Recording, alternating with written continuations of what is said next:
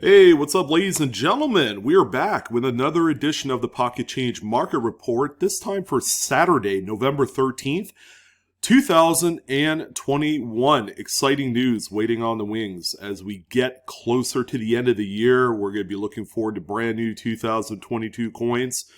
What coins should you be targeting when you're out there searching through bank rolls, coin rolls, or maybe perhaps you like to go to coin shops and shows? A lot of cherry picking to do out there. A lot of people finding some absolute monster errors and varieties. And the cool thing about these coins, ladies and gentlemen, is that you don't have to grade them, right? You ever hear that age-old adage with a lot of inexperienced numismatists out there, especially in YouTube verse? Go ahead and grade your coins. Grade them all the time. Yeah, yeah, yeah. You know, it's a song that continues to play in your head. And then, you know, if you look at it in the grand kind of scope of the hobby, I would say about 90% of the coins out there that exist today do not deserve to be graded. Now, have you ever taken a close look at the fees associated with grading varieties and errors? Okay, these are up-level type of services that PCGS and NGC charges for. If you wanted to get just a basic good old error coin graded through PCGS, you will have paid about $100, ladies and gentlemen, just to grade one coin, because they charge $60 just for the error attribution. So, and that's not even capping off a few of the other different types of things that you could add on to a grading submission. So at the end of the day, save yourself some money and just go ahead and flip these bad boys for some pretty good profits. We are in an important kind of time in the year, right? The holidays are just around the corner. People are going to be looking to find innovative, smart ways to make some extra money for the holidays, okay? And there's no better place to do that than to cherry pick and search out just regular good old basic coins, because there's a lot to find out there. You'll see that even coins from as recently as this year have been coming up absolutely huge. All right, so we're going to go ahead and kind of recap those things. I haven't done a PCMR in about 8 days, so I owe it to you to kind of give you a really stellar presentation. We got 36 coins to look at. We're using all of the regular seller images. They haven't been juiced in any shape, way, or form. They are exactly as you see them on the listings. If you wanted to audit my work, you guys can always go on to eBay.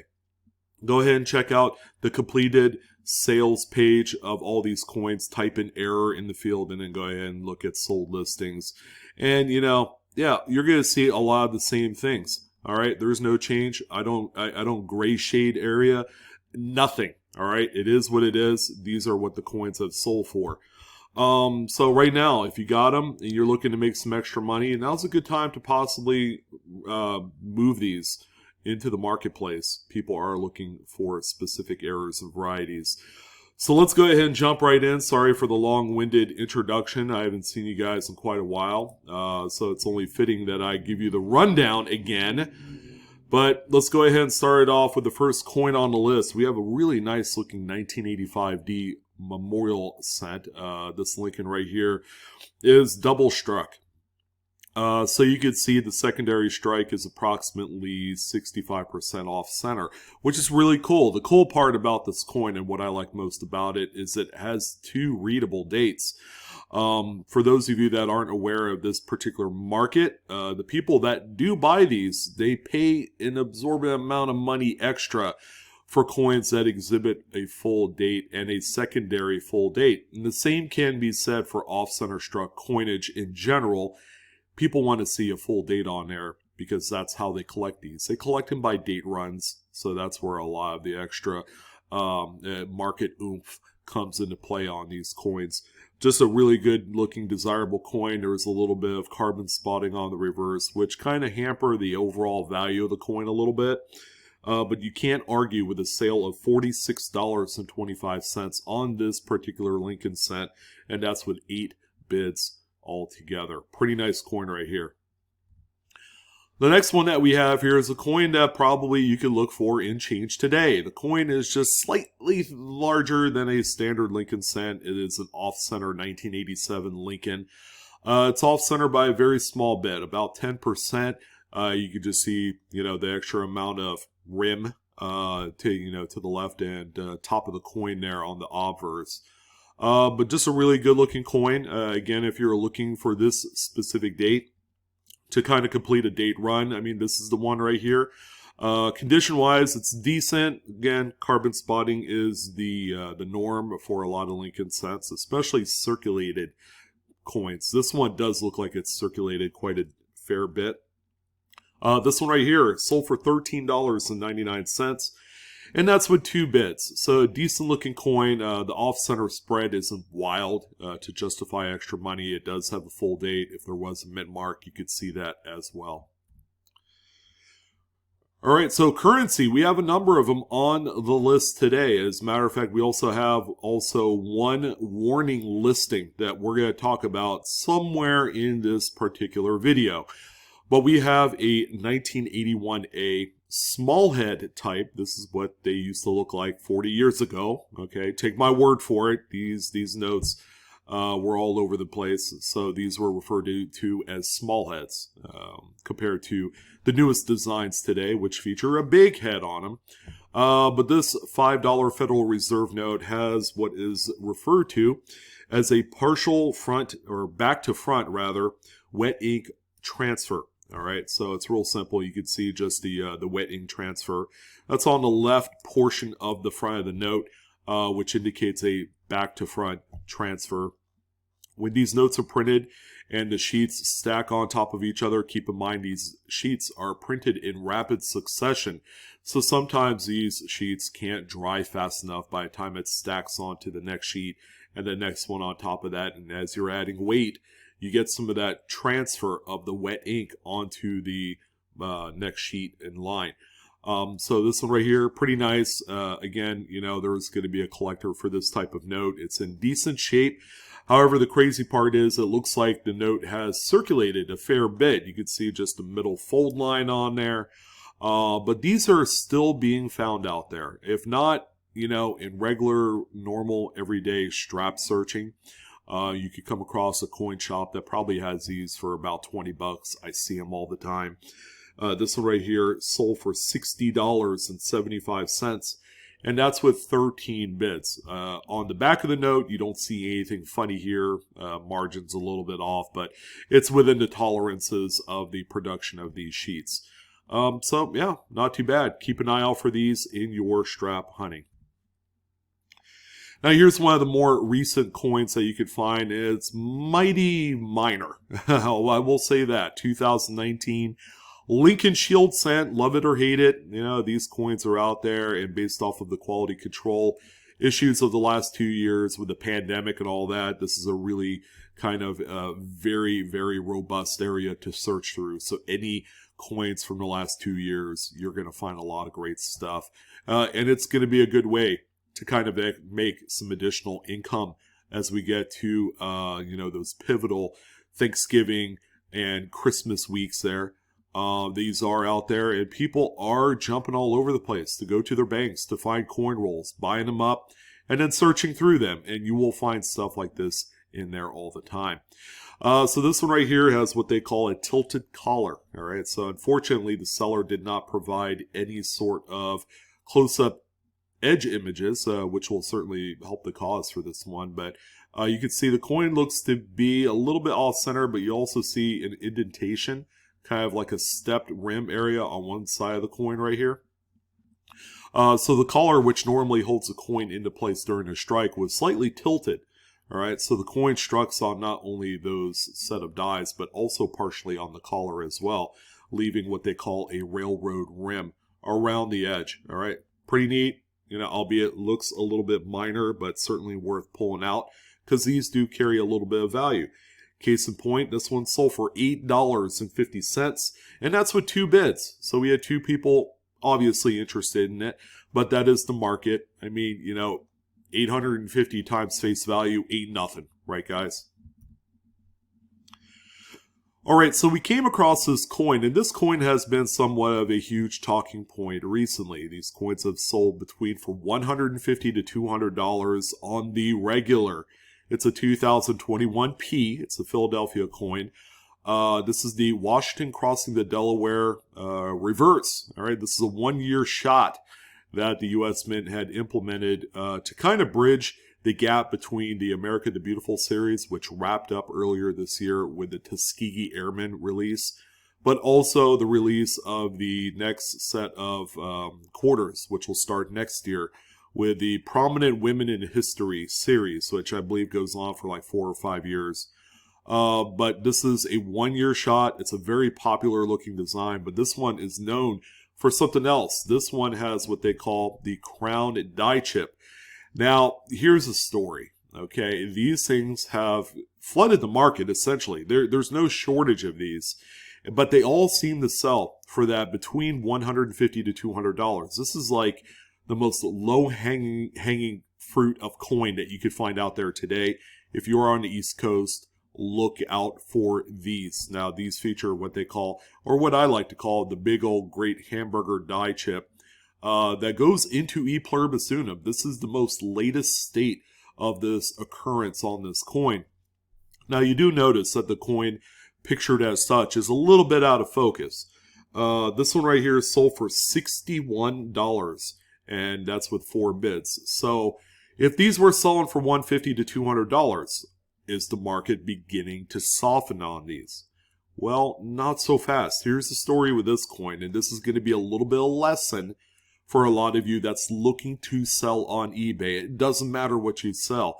Take this as a lesson, because we do have another coin that sold about 14 hours earlier that sold for well within the market for that type. This one right here sold at 5:36 in the morning. Now, who in the world would set up a coin to sell at 5 a.m.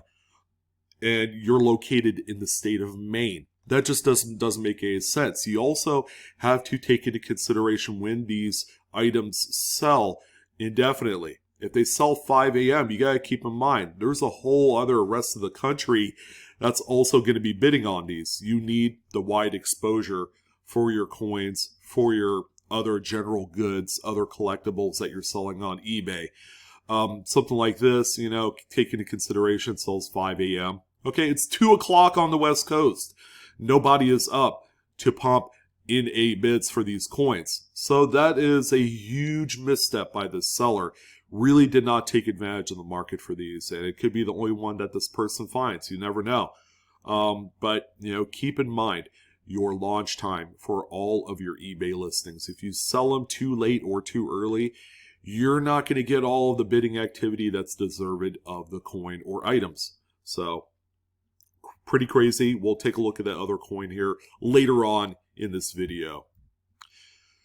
All right, this looks impressive. This is actually a Jefferson Nickel. It struck about, according to the seller, 98% off center. I mean, that sounds about right. You only have a little snippet.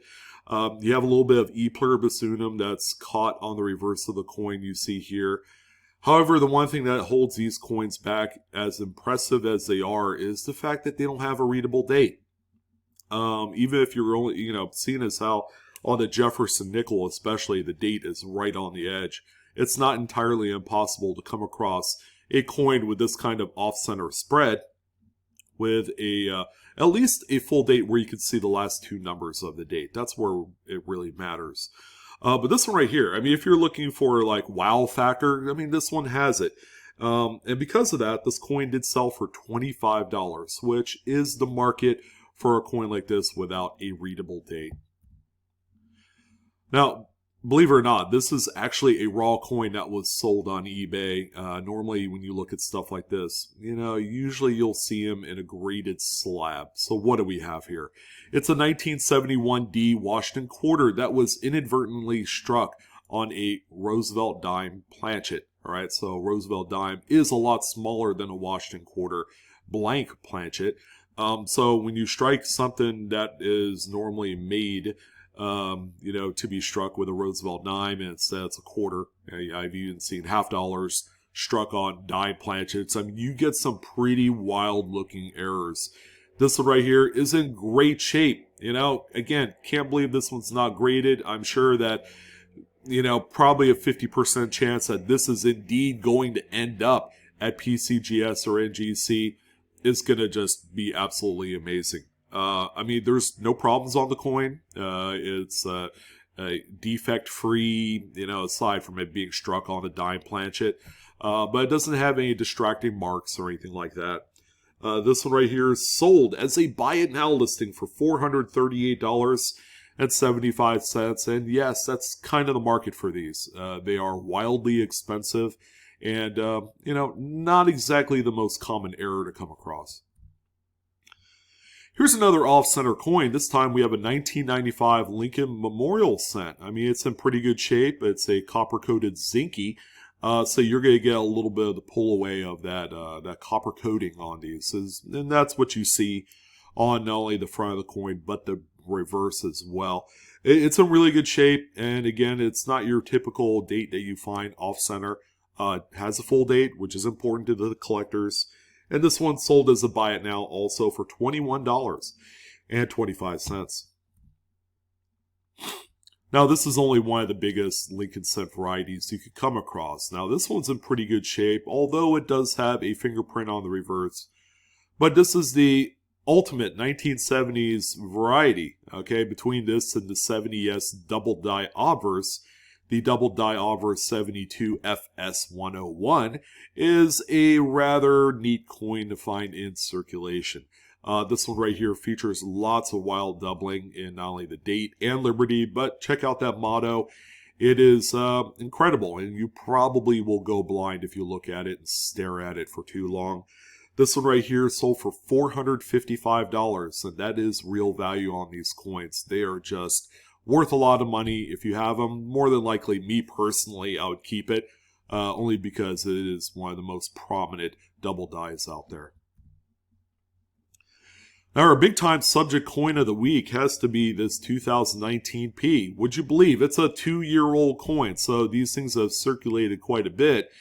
But this is what I call the missing eyes type, or missing eyes variety. It's not really a variety, but more so a subject of just some over polishing. If you look real up close to this area right here, obviously the pupils and all that stuff's missing.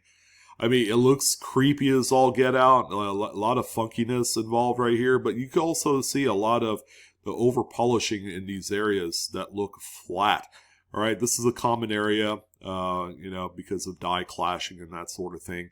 Mint employees will generally clean this up, and sometimes they go a little heavy-handed with the polishing, hardware and cloths and all that stuff, and you'll begin to slowly erode away at some of the details of the coin.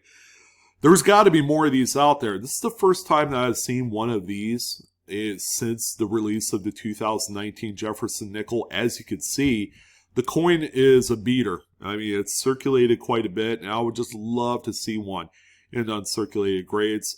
It's not too late, guys. The coin is only 2 years old, and there's got to be more of these out there. I have no doubt in my mind that more of these do exist out there. I mean, this one right here, as scratched up and circulated as it is, still sold for $14.75.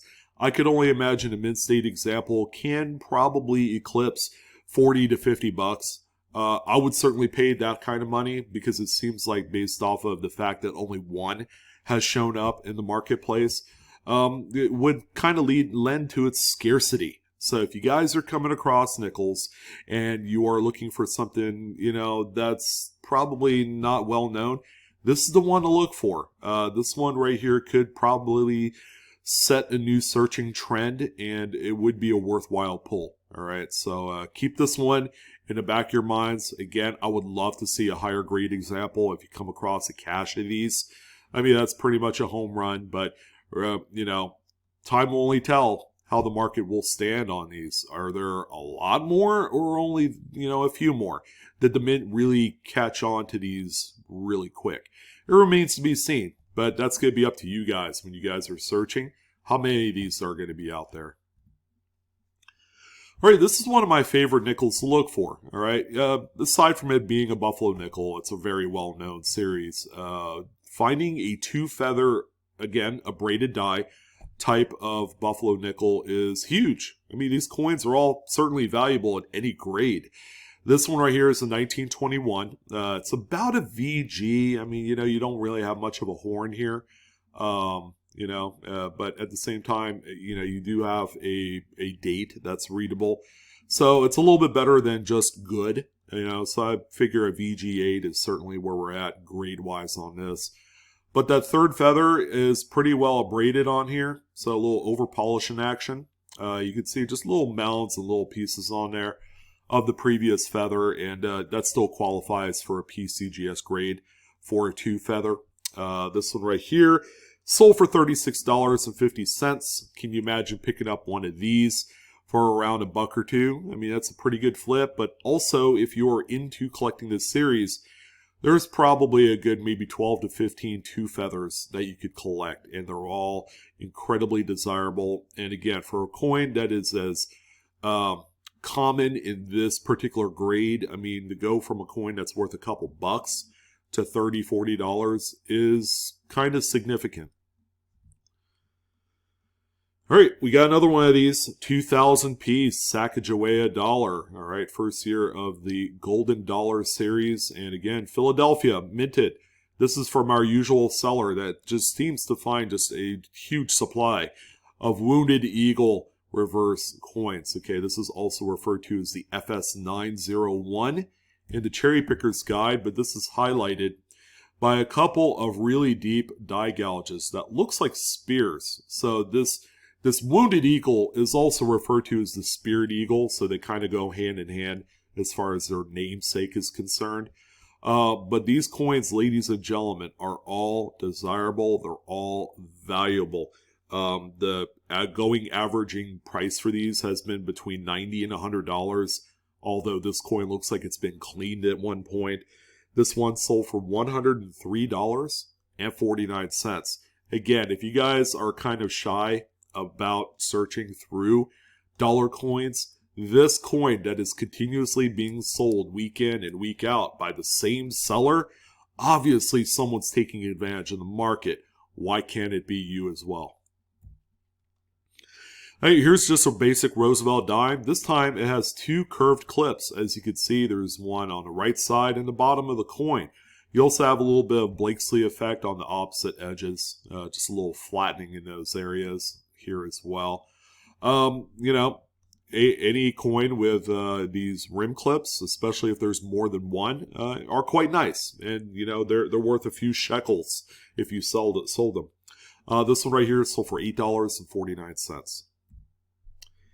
Here's a 2020. This is a Philadelphia minted Lincoln Shield set. Now, a lot of you have probably passed over these. A lot of people just really do not like searching through full BU rolls of these newer coins. But this one might actually incentivize you to do more searching. And what do we mean here? Well, we're going to be looking for these big, huge die cracks. This one right here is quite significant. I mean, it's minor enough that it's easy to overlook, but at the same time, if you look at something like this under a magnifier, oh man, this is something to behold. And believe it or not, these coins have a little bit of value as well. This one right here was sold for $13.94 as a buy it now listing. Keep in mind, all the values that I'm giving you include shipping as well. So it's a few bucks there for the shipping fees. Again, if you guys don't have it, you need a good quality magnifier. Go ahead and check out my Amazon listings below in the description box. I do get paid a very, very small premium or commission for selling these items, but they are available. If you don't have one, it's the most important tool in your arsenal, and they're very affordable. A lot of them are under 10 bucks. What are you waiting for? Get one, and don't be cheap. Now, I don't talk about Civil War tokens that much, but this is one of my favorites. It's a very common Civil War token as well. 1863, this is a New York, Broas Pie Baker Civil War token. Most of them are dated 1863. This one, however, is well known for a few of its errors. Okay, shattered dies is one of them. Number two, clash dies. You can see the clash dies here of the Indian headdress in full display on the reverse. Pretty nice. But, to kind of throw in a little extra, bonus to this, a little whipped cream on the proverbial piece of pie, it's got to be that clip. Now, a clip on old coins probably doesn't enhance the value too much. Clip errors are generally one of those things, along with like laminations, where, it can be more of a detriment to a coin's value than actually helping. But I figure I'd showcase one of these because these are still visually impressive. This coin right here is sold for $49.92, and that's with 10 bids. Just a really nice early dated Lincoln wheat cent. Is off center by about 30%. It's 1916, so a little bit tougher date, one that you don't see that often. However, I will say there's some pitting on the reverse here in this area, which will, again, normally you would think it would affect the overall grade and value of these things. But based off of how much this sold for, I'd say the pitting really doesn't make too much difference. And it also kind of lets you guys know that this one is quite rare. This coin sold for $372.99, and that's with 36 bids. Impressive stuff here. Cool variety. I've talked about a few of these over the course of the last few years, but we got another one. Note the condition. I mean, this is one that easily can be overlooked just based off of condition. It doesn't look fun to keep in your collection, but it's one to look for. 1997 Lincoln Memorial Cent. This is the doubled ear. You see the extra lobe that hangs down right here. That's a no-doubter right there. It's the FS101 in the Cherry Picker's Guide as well. And this one sold for a cool $50 bill. 1990, $10 Federal Reserve note. Almost 100% wet ink transfer back to front. You can see that this part right here, not so much. But impressive. The note is in really nice high condition. You can see the reverse here. Nothing to really point out. This one right here sold for $343.32, and that's with 27 bids. A lot of the extra value on these has to do with grading. So this particular note is in remarkably high grades. There's no fold marks or anything like that on here. So again, grading really does play a huge role in the actual values of coins and currency. This one right here, no doubt about it. It's a beautiful piece. All right, so again, statehood quarter errors. They're few and far between, and they are quite desirable. Okay, not saying that people will pay any amount of money, especially this one with all the scrapes and scratches on the obverse, but it might be a state that is not in your collection if you collected these by state, which most people do, and that's why it's a very desirable sector in statehood quarter errors. This is a 1999p Connecticut, and it's off-center by ever so slightly a little amount, maybe 10%. And this one right here sold for $24.99, and that's even with all the scrapes and scratches on the front.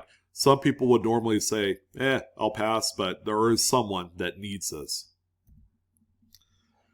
Beautiful coin. Oh man, I'm glad to come across this. Again, this is another one of those coins that it speaks for itself. It doesn't need to be graded. It's an 1893 Liberty Head V nickel. It's a coin that's in really nice condition. I would say AU50 is what I'm kind of pegging for the grade on something like this.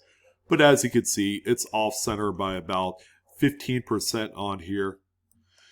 And the coin is obsolete. So obsolete type coins with this level of error, man, anybody picks these up. Not just error collectors, but investors and other collectors of such type of coins will want this in their collection. This is probably a date that you don't see that frequently, with this kind of error on there. But this is a big one for the week, and it sold for $433.18, and that's with 11 bids. Impressive. All right, speaking of impressive, how about a gutterfold? This time it's a nice kind of horizontal-ish type of gutter fold. You can see it just goes through like 75% of the note. It's that wild. Gutter folds occur when there is a wrinkle in the sheet before any printing occurs. So if a BEP employee doesn't stretch out the wrinkles and you get a print over, it's going to end up looking like a gutter with omitted type of area with no printing on there. They're actually some of the most visually entertaining notes error-wise to look at. This one right here is a 1950A. Yeah, it's a little bit older note. Looks like a spear going through Hamilton's face there. It's crazy looking just to stare at. But this note right here is beat up, worn. I mean, it's kind of hard to believe that this thing circulated for as long as it did before it was finally pulled out of circulation. But this one right here sold for $112.51. That's with 24 bids. There's the back of the note.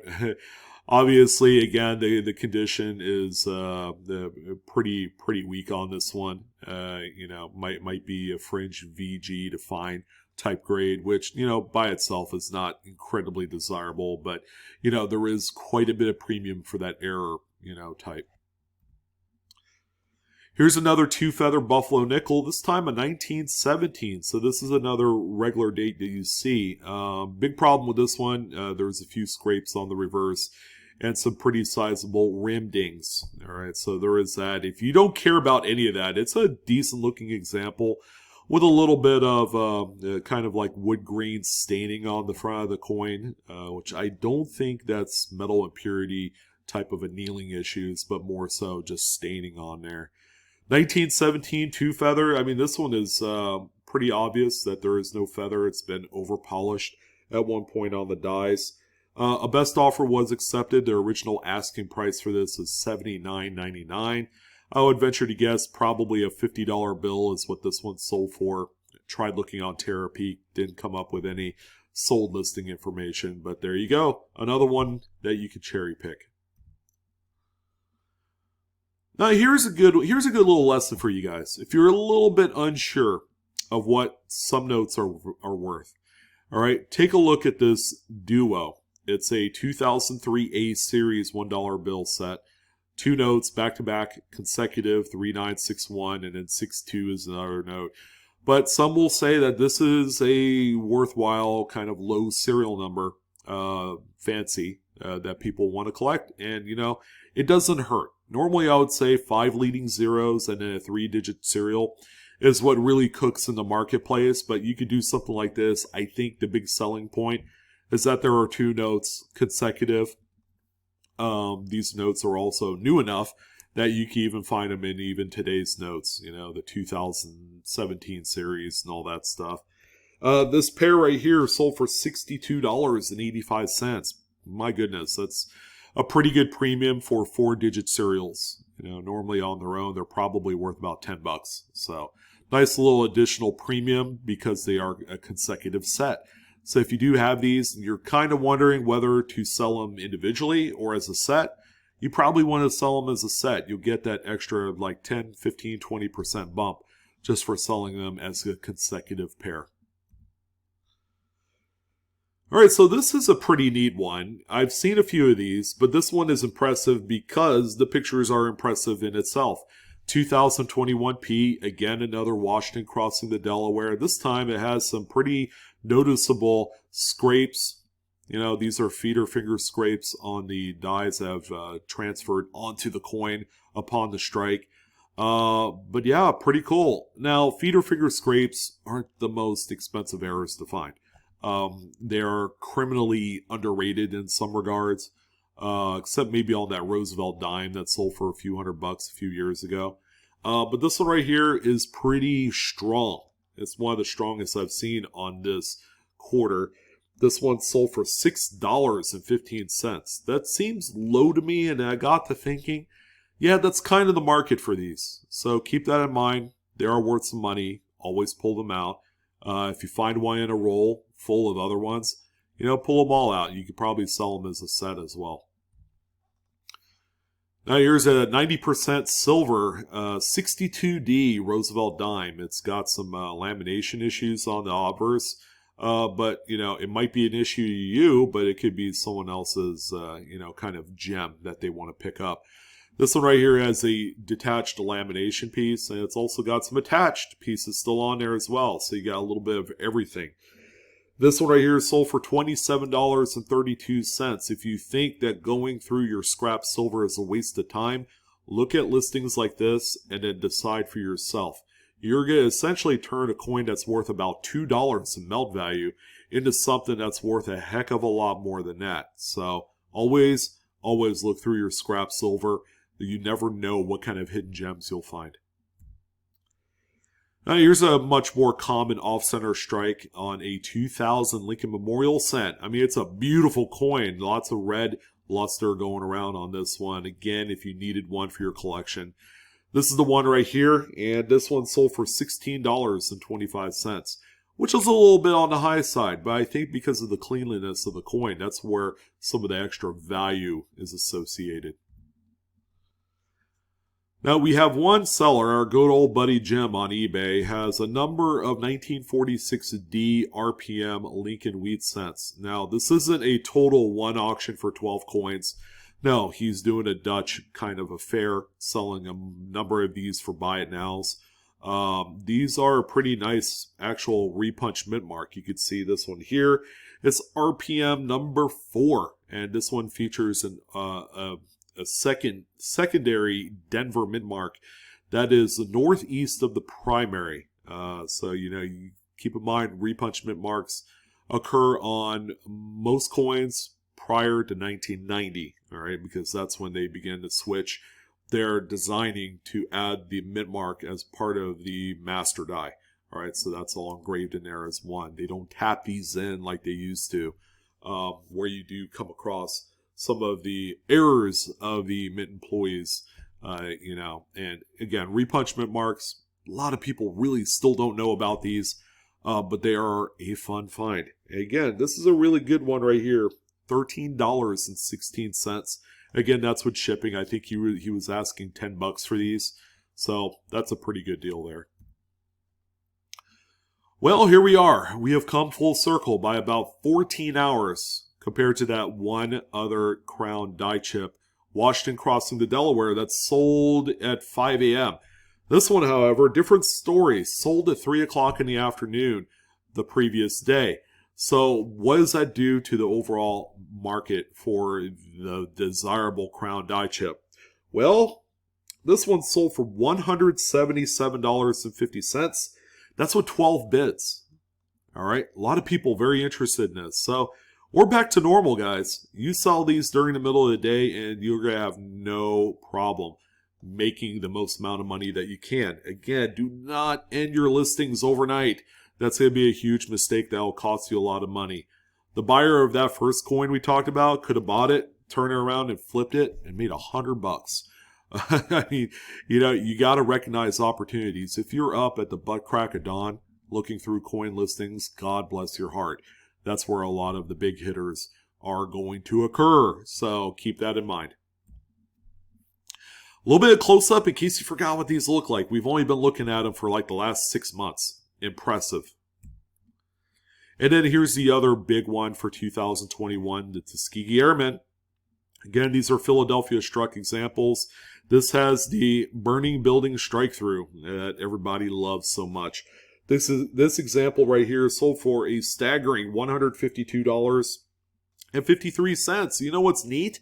This is the smaller strike through type of this coin. So the ones that are much more bigger with all sorts of smoky, fiery appearance to it that goes all the way like back here toward the central figure's shoulder. Oh man, those things I've seen sell for $200 to $300. So the more wild they are, the more that you're going to get for them. But keep in mind, this is another big one to look for. Might as well, right? We're still in 2021 for a few more months. These are still out there. They're still new. They're still going to be in nice condition when you find them. It's going to be a good time to take advantage of these 2 quarters.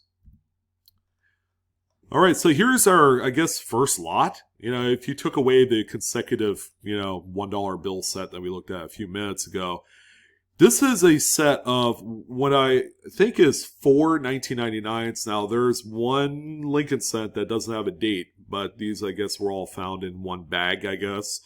1999 Lincoln Memorial sets are all off-center struck, and pretty neat set here. They're all in good shape. A few of them have a little carbon spotting, which is normal for these earlier coins. And this lot sold for $71, and that's with 24 bits. Pretty nice. Again, if you have the opportunity to buy them and you think you're going to make money selling them individually, do so. I think the profit is non-existent on this one. You're buying it mainly to have a really nice set of 1999s.